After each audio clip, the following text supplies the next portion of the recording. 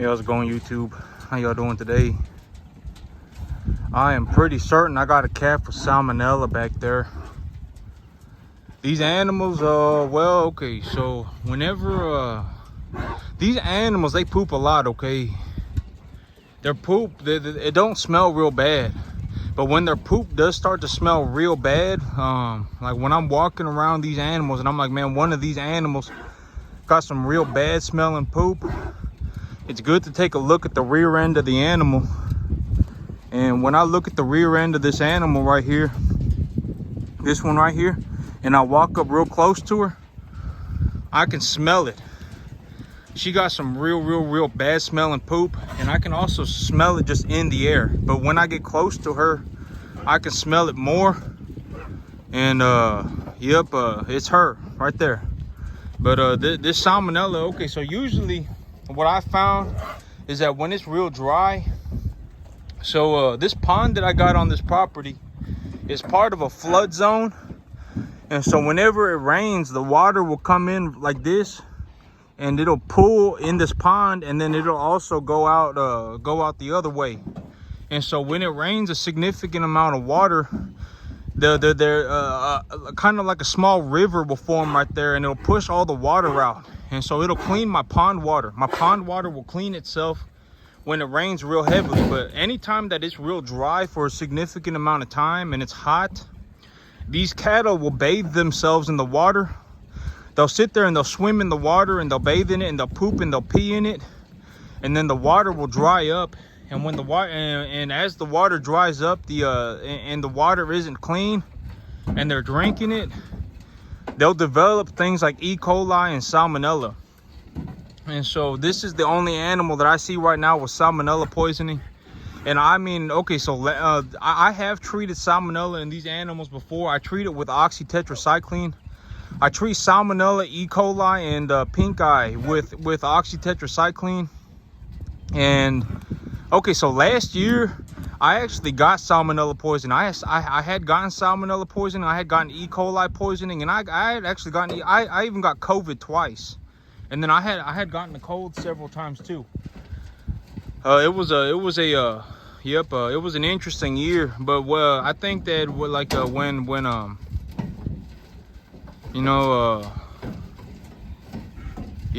working these animals, you're gonna get the chance of getting those kind of illnesses go up drastically. And so I've had salmonella before, and I've had E. coli poisoning before. And I've treated these animals for salmonella before too. And when I got salmonella poisoning, I was sick for 3, 4, 5 days. And then I just kind of, it cleared up on its own. And so I'm going to give this animal a little bit more time. She's pretty big. When these animals are small, when they're like these little 2.5, 2-weight calves, if they got diarrhea, it's important to, if they're scouring, if they're spurting real bad, it's important to treat them real quick. But once they get to about that 4 or 5 weight, if they start scouring, I mean, they're gonna be just about okay. They're not going to dehydrate so quickly and die. And so I'm gonna give this animal a few days, and if the infection gets worse, I will treat her. And at that point I will treat her. But at this point in time, I'm just gonna leave it alone. You know, when I had salmonella, when I had E. coli poisoning, it lasted less than a month. And it was really only bad for about 3-4 days. And she is still eating. She's still eating her food. And so I ain't too worried about it. She's still eating just fine. And so, this rain, hey Lucy, knock it off. This rain has been unfortunate. I haven't gotten more than a 1/4 inch of rain this month. I've got less than a 1/4 inch of rain so far this month. And it looks like the summer is starting next week. And so I got one more chance of rain tonight. If this rain misses me again today, it's pretty much a done deal, and I'll be entering summertime with zero rain on my. I'll be entering the summertime with a bare field. But these animals, they only going to be here for about. They're going to be here for less than 1 more month, and then I'm taking them to market, and so it ain't that big of a deal. When these animals go to market, you know, I can always I can always just kind of sit it out for 2 more months, and then when my grass is growing, I can bring in my next lot of animals. And I was taking a look at my lump jaw calf. I don't know where she is, but this morning I saw a little bit of like what seemed like pus on her cheek, and so I'm wondering if maybe she was rubbing her face somewhere, and the abscess did rupture. I'm wondering if it did, because I saw a little bit of pus on her cheek. And it looked like the abscess has swollen, has shrank just a little bit. And so I was wondering, I was like, man, maybe she was rubbing her head somewhere, and the abscess ruptured on its own. And so yep, I don't know exactly where she is, but I'll keep an eye on that. And yep. But I got an animal with salmonella right now. She got it sometime last night, is what I'm guessing, or yesterday. And yep, but that's okay. These animals, they just about ready to go to market. I got my feed that's supposed to be, my feed's supposed to be here tomorrow morning. And so when I bring in my feed, I'm gonna put these animals on feed. You know, the big thing that I was hoping to do was I was hoping to put these animals on grass as well as feed for their last month here. I was gonna feed them real hard for their last month so that they get ready, you know, because when they go to market and they get put out in front of buyers, these buyers, they're gonna look at these animals, and you know, I want them to look like, you know, when these animals, you know, these animals, when they're out in front of buyers, the buyers should think, dang, these are good quality animals, and these animals are gonna eat. You know, the moment I bring this animal home, they're gonna eat, and they're not gonna have any problems. You know, they look like they're ready to go. You know, that's what people should think. That's Slowpoke right there. Other than, you know, he's my processor calf. He's not gonna grow. He's had a lot of health problems, but it's okay. That's my own processor calf. But you know, you can see how small he is compared to the other animals, and he's just about as old as them. He may be you know, 30% smaller than the other animals, but he's gonna be that way his whole life. He ain't ever gonna grow because he just got so sick when he was young.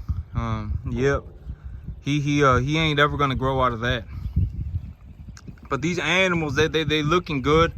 They're looking about ready to go.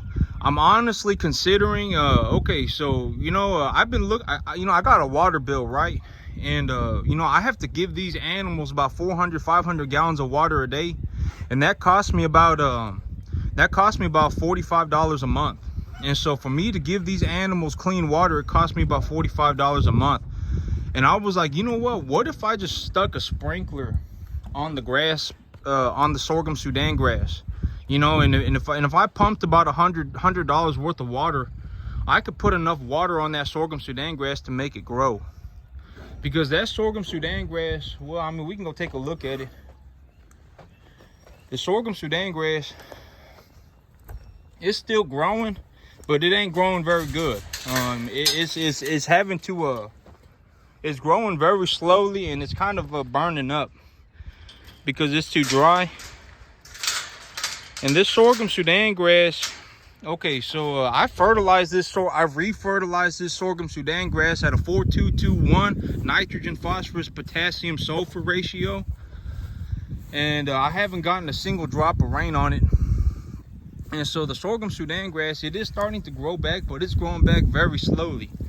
And from what I've seen about this grass, okay, so from the information, from the data that I've collected on this grass, if I put over 15 pounds of nitrogen on, well, this is I don't know about the sorghum Sudan grass, but the ryegrass that I had grown in the bag last year, if I put over 15 pounds of nitrogen on it, while it's in the early stage of development, if I put over 15 pounds of nitrogen on it, the cattle will begin to bloat severely. And so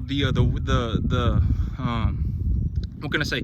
The margin of success is about 10 to 12 pounds. It's that small. If I misjudge my fertilize, if I misfertilize my field, I could end up with potentially severely hazardous situations for my cattle in terms of their feed. What I've personally found from collecting data on my field repeatedly over the past about 7 months while I was growing ryegrass is that when the ryegrass is at a very early stage of development, it picks up nitrogen very well. And so And these cattle, they love to eat that ryegrass. And so if they start to eat that ryegrass, if I put over 15 pounds of nitrogen on that ryegrass per week, per acre, the animals will actually begin to bloat to a point where it could potentially kill them. Like starting next week, my temperature is going to go over 100 degrees a day. And if it's that hot outside and these animals are bloating, they could die. They could legitimately just collapse and die. Jack, come here, Bubba. Jack, come here. Got my little puppies with me today. Jack, come here. Yeah, I actually taught this one to come here. That's good, because some of my other dogs, I've tried to teach them that, and they don't pick it up, and so he's been able to learn that, so that's good. But yep, growing grass is not easy. Okay, if I grow grass to a point where the nitrogen concentration, hey Jack, come here. If the nitrogen concentration of grass is very high, it could have potentially deadly consequences on these cattle. And the margin of success in terms of fertilizing the grass for cattle feed, if these cattle are going to walk around and eat it, it's as small as 5 pounds of nitrogen per acre. So if I misjudge my fertilizer calculation and I put more than 15 pounds an acre, or if I get even close to 15 pounds an acre of nitrogen on the ryegrass, and the cattle are out grazing it, and the ryegrass is in its early stage of development, I could potentially end up in a situation where I have mass cattle fatality. I mean, like when I read papers and they're like, oh my God, we lost half of our animals, stuff like that could happen legitimately. I mean, it's that bad. And so when these cattle, and so, well, one of the ways to overcome that is to wait until the grass has gone to a later stage of development. So keep the cattle off of it. Don't let the cattle eat it until the grass has gone to a later stage of development, where it's put on that little seed leaf. That will naturally drop the nitrogen concentration of the grass. Or if I am going to let cattle walk around on it constantly, if I'm just going to let them walk around on it, I need to be very, very, very careful about how much nitrogen I put on the grass, especially when that grass is at an early stage of development. And so this grass right here, the reason I'm not letting the cattle out here to graze this grass, even though the grass is about 2 feet tall, is that this grass has not had a drop of water on it, has had less than 1/4 inch of water on it this entire month for about the past 2 weeks, and I've put about 100 pounds of nitrogen on here. I fertilized this field at a 4:2:1 NPK sulfur, nitrogen, phosphorus, potassium, sulfur ratio. And when I had planted this grass at first, I had planted it at a 120-40-40. 120-40-40-20 nitrogen, phosphorus, potassium, sulfur ratio. So I increased the amount of phosphorus and the amount of potassium going on this grass, but I dropped the amount of nitrogen going on this grass, and I also increased the amount of sulfur going on this grass. And this grass hasn't had this grass has had less than 1/4 inch of rain on it in the past 2 weeks. And so my big thing is I don't want to put the cattle out here and then have them start bloating real bad. And another way to cut back on the cattle bloat is to feed them other feedstuffs. Like if I feed them a roughage product, if I feed them some dry hay, or some 12% protein feed, if I feed them a large quantity of that, it will dilute the amount of nitrogen in their system. And so it will, but there are a couple of situations where cattle could end up dying in mass. Like I could end up losing half of my animals, and when people watch me farming, they don't get to see that, but I've seen it, and I've read about it, and farming, it's one of the most difficult jobs on the planet. Most people do not want to do it, and most people cannot do it because of the amount of workload that it takes. But I've seen it. I promise I've seen it, and I have also read about it, where people lose like half their herd. And I have seen it, and the number one thing about that can cause that is BRD, bovine respiratory disease, is particularly an infectious BRD situation. And another one is improper management of the feed. If these animals get put on a feed that's just not good for them, and it messes them up, I promise, I 100%, when people watch me, they don't get to see that stuff, because I've already overcome it.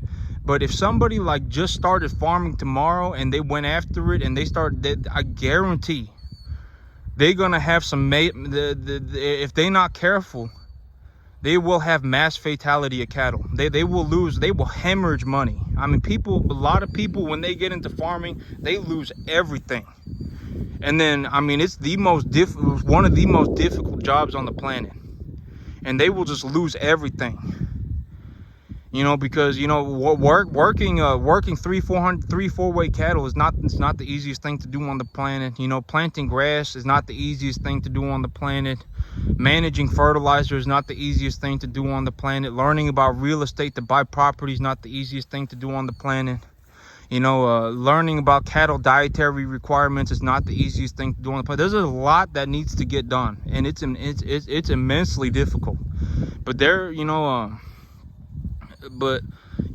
I guarantee that mass cattle fatality is a real thing, and it happens to most, and it will happen to most people, especially people who first start and they don't know what they're doing. And but yep, that's it for me today, YouTube. Y'all have a good one.